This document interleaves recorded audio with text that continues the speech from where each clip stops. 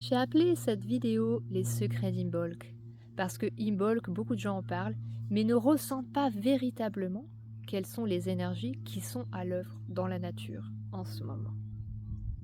Or, si vous êtes sensible, vous allez pouvoir connecter à la fois la connaissance de la nature, ce que vous ressentez profondément en vous, et l'étymologie, les traditions anciennes, tout se rejoint.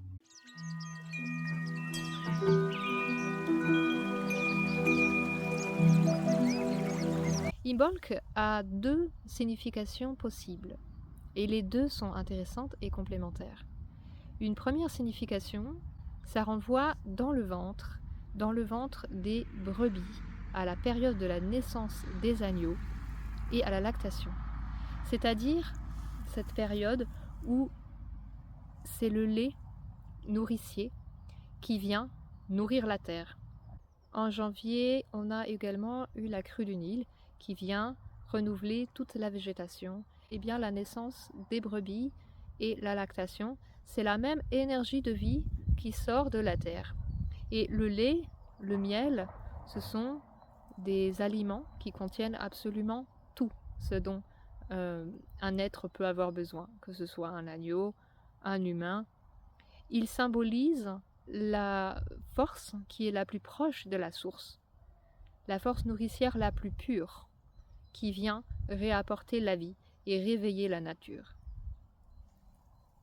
On dit que notre univers est né également d'un jet de lait, et c'est pour cela qu'on l'appelle la Voie lactée.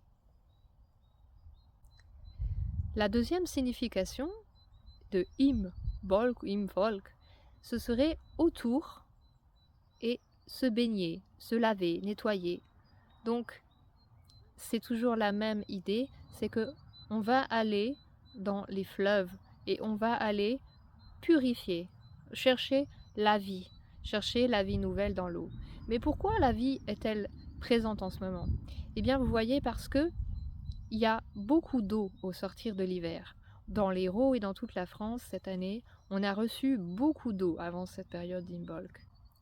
Et là, le soleil vient rencontrer ces eaux. Et de la rencontre des eaux et du feu naît la vie. Toute la végétation se réveille avec cette magie de la rencontre de l'eau et du feu. Vous avez les deux forces